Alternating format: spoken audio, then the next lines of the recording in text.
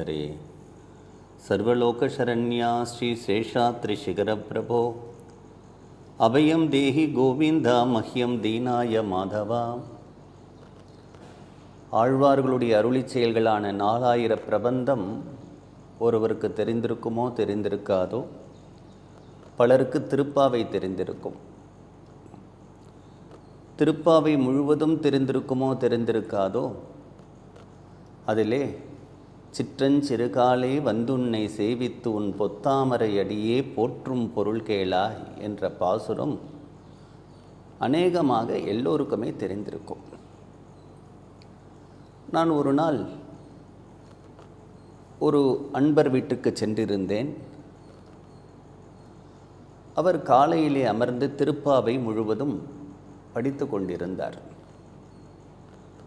திருப்பாவை படித்து கொண்டிருந்த அவர் சிற்றஞ்சிறுகாலே வந்துன்னை சேவித்து உன் பொத்தாமரை அடியே போற்றும் பொருள் கேளாய் என்ற இந்த பாசுரத்தை மீண்டும் மீண்டும் சொல்லிக்கொண்டே இருந்தார். சொல்லிக்கொண்டிருந்தவர் என்னை பார்த்து, இந்த பாசுரத்தில் எனக்கு ஒரு சந்தேகம் என்றார்.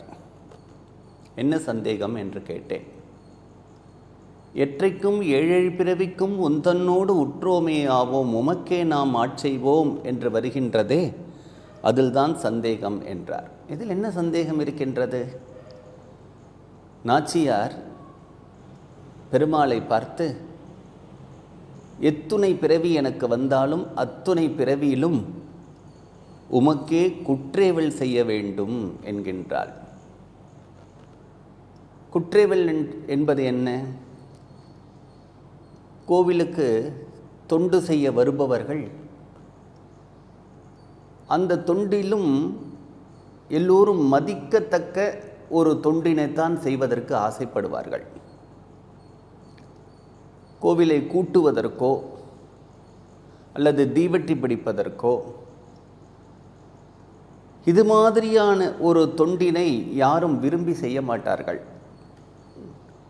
ஆனால் அதைத்தான் நாம் செய்ய வேண்டும். குற்றேவல். பகவான் நம்மை குற்றேவல் கொள்ள வேண்டும் என்று கேட்கின்றாள் நாச்சியார். என்னை பார்த்து அந்த பொருளை எடுத்து வா, அங்கு சென்று விட்டு வா, அவரிடம் இந்த செய்தியை சொல்லிவிட்டு வா என்று சொல்லக்கூடிய சிறிய சிறிய வேலைகளில் கூட என்னை ஏவ வேண்டும் என்கின்றாள்.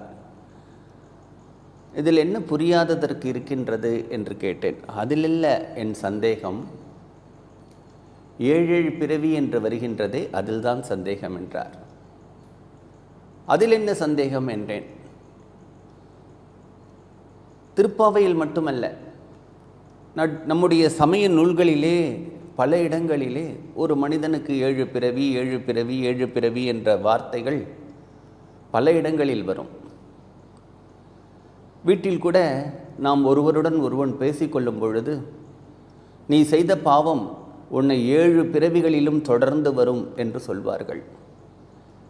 நீ செய்த புண்ணியம் உன்னை 7 பிறவிகளில் தொடர்ந்து காப்பாற்றும் என்று சொல்லுவார்கள். இப்படி சமய நூல்களில் அடிக்கடி 7 பிறவிகள் 7 பிறவிகள் என்று வருகின்றது. நாம் வீட்டில் பேசிக்கொள்ளும் பொழுது கூட சகஜமாக 7 பிறவிகள் 7 பிறவிகள் என்பதை உபயோகப்படுத்துகின்றோம். அந்த அன்பருக்கு அதில் தான் சந்தேகம். ஒரு மனிதனுக்கு 7 பிறவிகள் தானா? ஒரு மனிதன் 7 பிறவிகள் தான் இந்த உலகத்தில் பிறப்பானா? 8வது முறை பிறக்க மாட்டானா? அல்லது 3 முறை 5 முறைகள் எல்லாம் பிறக்க மாட்டானா? 7 பிறவிகள் தான் பிறப்பான் என்றால் அதற்கு என்ன காரணம்? அது 7 என்பது என்ன கணக்கு என்று கேட்டார். நான் சொன்னேன், நல்ல சந்தேகம்தான். முதலில் நான் எப்பொழுது முதலில் பிறந்தோம் என்று யாருக்குமே தெரியாது. முதல் பிறவி இன்று பிறந்திருக்கின்றோம், அவ்வளவுதான் நமக்கு தெரியும். நம்முடைய வாழ்க்கை என்பது எப்படி இருக்கின்றது என்றால், நம்முடைய கைகளில் ஒரு நண்பர் கதை புத்தகம் ஒன்று கொடுத்தார். அந்த கதை புத்தகத்திலே முதலிலே சில பக்கங்கள் இல்லை, கடைசியிலே சில பக்கங்கள் இல்லை, நடுவிலே சில பக்கங்கள் அந்த கதை புத்தகத்தில் இருக்கின்றது. அதுபோல்தான் நம்முடைய வாழ்க்கை. நாம் எங்கிருந்து வந்தோம் என்று தெரியாது, எங்கே போகப் போகின்றோம் என்று தெரியாது. இடைப்பட்ட காலத்தில் வாழ்கின்றோமே, அது மட்டும்தான் நமக்கு தெரிகின்றது. அதுபோல் நம்முடைய முதல் பிறவி எப்பொழுது ஆரம்பித்தது என்று தெரியாது. எவ்வளவு நாட்கள் இந்த பிறவிகள் தொடரும் என்பதும் தெரியாது. இன்று பிறந்திருக்கின்றோம், இன்று வாழ்கின்றோம், அது மட்டும்தான் நமக்கு தெரிகின்றது. ஆனால் தெய்வீக நூல்களை எடுத்து பார்த்தால் நாம் தொடர்ந்து பிறந்து இறந்து பிறந்து இறந்து பிறந்து இறந்து இப்படி வந்து கொண்டே இருக்கின்றோம் என்றுதான் நம்முடைய நூல்கள் எல்லாம் சொல்லுகின்றன. அதோடு மட்டுமல்ல, முக்தி என்று சொல்லக்கூடிய இறைவனுடைய திருவடியை அடைகின்ற வரையில் நாம் இப்படித்தான் பிறந்து இறந்து பிறந்து இறந்து வந்து கொண்டே இருக்கப் போகின்றோம். இந்த பிறவிகளுக்கு ஒரு முடிவில்லை. நிறைய பக்தர்கள் இறைவனை பாடும் பொழுது பிறவா வரம் வேண்டும் என்று பாடுகின்றார்கள். ஆதலால் பிறவி வேண்டேன் அரங்கமா நகருளானே என்று பாடுகின்றார்கள். மீண்டும் ஒரு கருப்பையில் வாராமல் கா என்று பாடுகின்றார்கள். மீண்டும் பிறந்து மீண்டும் இறந்து இப்படியாக நம்முடைய பிறவி தொடர்ந்து வந்து கொண்டே இருக்கின்றது. புனரப்பி ஜனனம் புனரப்பி மரணம் புனரப்பி ஜனனி ஜடரே சயனம். மீண்டும் ஒரு தாயினுடைய கருவிலே சென்று நாம் விழுந்து அதில் அமர்ந்து மீண்டும் பிறந்து வருகின்றோம். இப்படி தொடர்ந்து பிறவிகள் வருகின்றதல்லவா? இந்த பிறவிகளை 7 பிறவிகள் என்று ஏன் சொல்லுகின்றோம் என்றால், 7 முறைகள்தான் ஒரு மனிதன் பிறப்பான் என்று பொருள் அல்ல. 7 விதமான பிறவிகள். 7 விதமான பிறவிகளா? அவைகள் என்ன என்றால் உங்களுக்கே தெரியும். நாம் எப்பொழுதும் எந்த ஒரு தெய்வ காரியத்தில் ஈடுபட்டாலும் விண்ணுலகத்தில் இருக்கக்கூடிய தேவர்களை தொழுகின்றோம். தேவர்களாக ஒரு மனிதன் ஆக முடியும் அடுத்த பிறவியிலே. அவன் மனிதனாக இருக்கும் பொழுதே தெய்வ குணங்களுடன் வாழ்ந்தானால் அவன் தேவனாகவும் ஆகலாம்.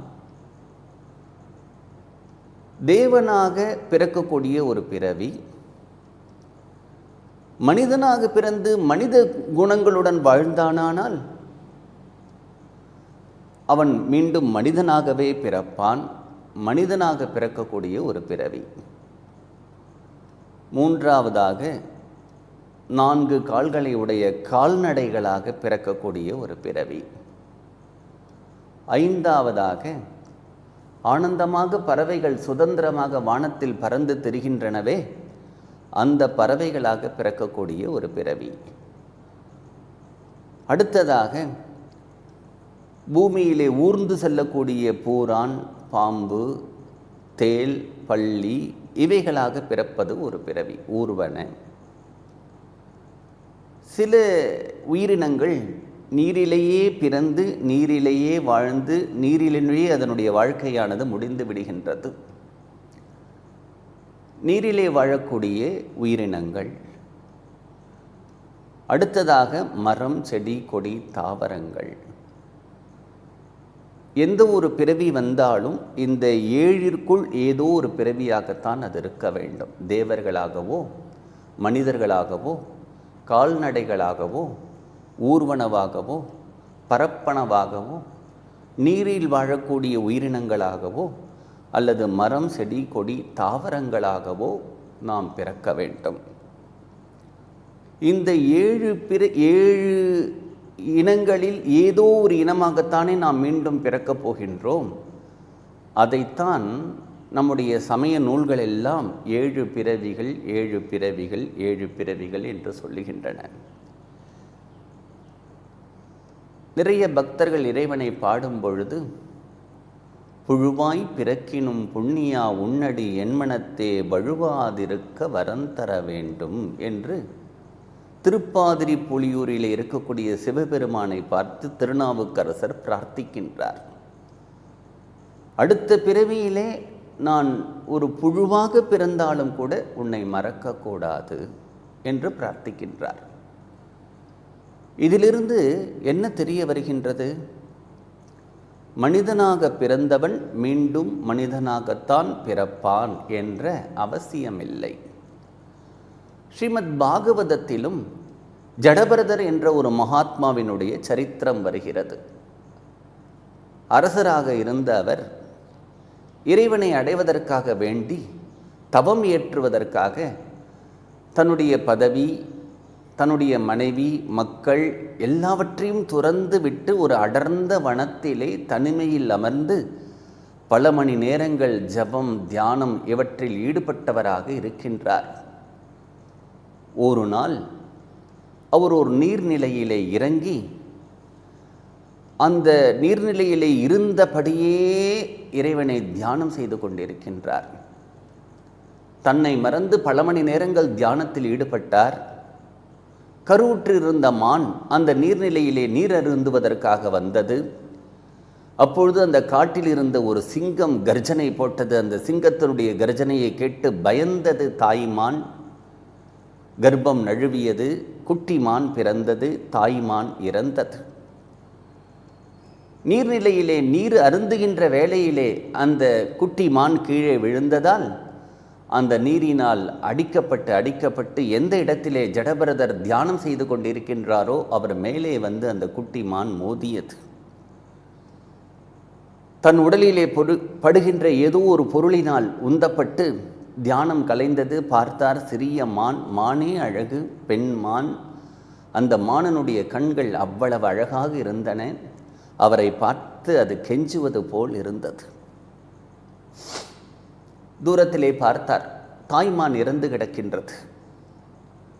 அப்பொழுதுதான் இந்த மான்குட்டி பிறந்திருக்கின்றது. நீரினால் அடிக்கப்பட்டு அவரிடம் வந்து மேலே மோதி இருக்கின்றது. அந்த மானை சுத்தம் செய்தார். தான் ஒரு குடில் அமைத்து தியானம் செய்து வருகின்றாரே, அந்த குடிலுக்கு அந்த மானை அழைத்து சென்றார். அந்த மானுக்கு உணவு கொடுத்தார். அந்த மானுடன் உறங்கினார், மானுடன் விளையாடினார், மானை கொஞ்சினார்.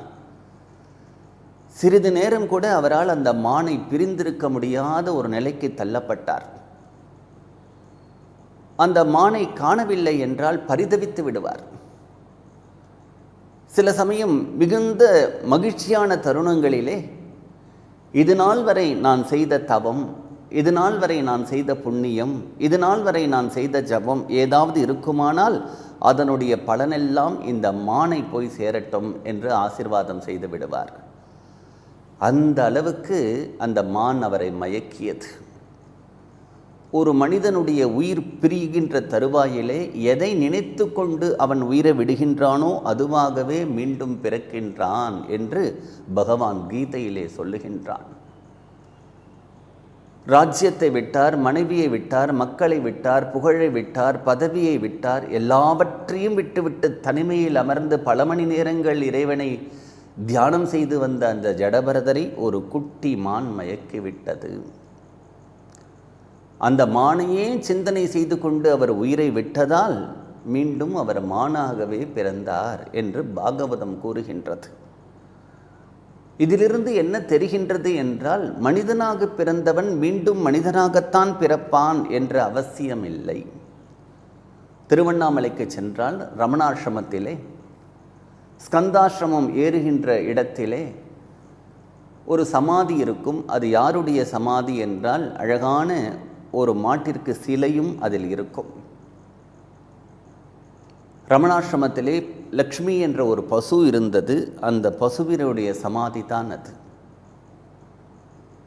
அந்த பசு இறக்கின்ற தருவாயிலே அதன் அருகில் பகவான் ரமணர் அமர்ந்து அதற்கு முக்தி கொடுத்தார். அந்த லக்ஷ்மி முக்தி அடைந்து விட்டதாக ஒரு வெண்பாவும் எழுதியிருக்கின்றார். அந்த வெண்பா இன்றும் அந்த சமாதியிலே எழுதப்பட்டிருக்கின்றது. துவாதசி லகுமி விமுக்த நாளாம். ரமணருடன் வாழ்ந்தவர்கள் எல்லாம் என்ன சொல்வார்கள் தெரியுமா? சிறிய வயதிலே வீட்டை துறந்து ரமணர் திருவண்ணாமலைக்கு வந்த பிறகு அங்கு ஒரு பாட்டி இருந்தால், கீரை பாட்டி என்று பெயர். திருவண்ணாமலையிலோ துறவிகள் அதிகம். துறவிகளுக்கு பல வீடுகளிலே அவர்கள் பிக்ஷை எடுக்கும் பொழுது அன்னம் கிடைத்துவிடும், உடலுக்கு ஆரோக்கியத்திற்கு நல்ல உணவு வேண்டும் அல்லவா. இந்த ஏழை கீரை பாட்டி மலைகளிலே தேடி சென்று சத்துடைய கீரைகளை பறித்து வந்து அதை சமைத்து சாதுக்களுக்கெல்லாம் அந்த கீரையை கொடுப்பால். அதனாலே அவளுக்கு கீரை பாட்டி என்று பெயர் வந்துவிட்டது. ரமணருக்கும் கொடுத்திருக்கின்றாள். அந்த கீரை பாட்டிதான் மீண்டும் லக்ஷ்மி என்ற பசுவாக வந்து ரமணாசிரமத்திலே இருந்தால் என்று பலருடைய நம்பிக்கை. பாகவத புராணத்திலே ஜடபரதர் மானாக பிறந்தார், இங்கு ஒரு கீரை பாட்டி மீண்டும் பசுவாக வந்தால் என்பதிலிருந்தே மனிதர்களாக பிறந்தவர்களுக்கு அடுத்த பிறவி மனிதர்களாகத்தான் வர வேண்டும் என்ற அவசியமில்லை, மனிதர்களாகவும் பிறக்கலாம். 7 பிறவிகளிலே இந்த ஏதாவது ஒரு பிறவியும் வரலாம். அப்படி வரக்கூடிய பிறவியிலும் நான் இறைவனை மறக்கக்கூடாது என்றுதான் பக்தர்கள் பிரார்த்தனை செய்கின்றார்கள். நம்முடைய உடலிலே 9 துவாரங்கள் இருக்கின்றது.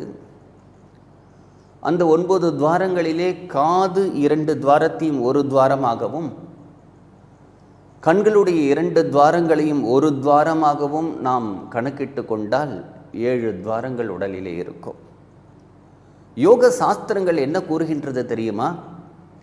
ஒருவனுடைய உயிர் பிரியும் பொழுது உடலில் இருக்கக்கூடிய பிராணன் கண்களின் வழியாகவோ, மூக்கினுடைய வழியாகவோ, வாயினுடைய வழியாகவோ, காதுகளுடைய வழியாகவோ, குதத்தினுடைய வழியாகவோ, யோனியினுடைய வழியாகவோத்தான் ஒருவருடைய சரீரத்தை விட்டு பிரியும்.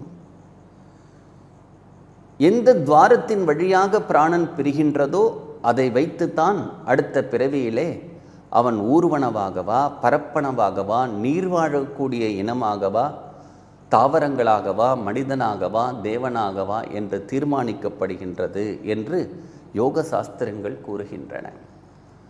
ஆகவே ஒரு மனிதன் 7 முறைகள்தான் பிறப்பான் என்பது பொருள் அல்ல. இத்தகைய 7 விதமான பிறவிகளில் ஏதாவது ஒரு பிறவி அடுத்த பிறவியாக அவனுக்கு வரக்கூடும் என்பதைத்தான்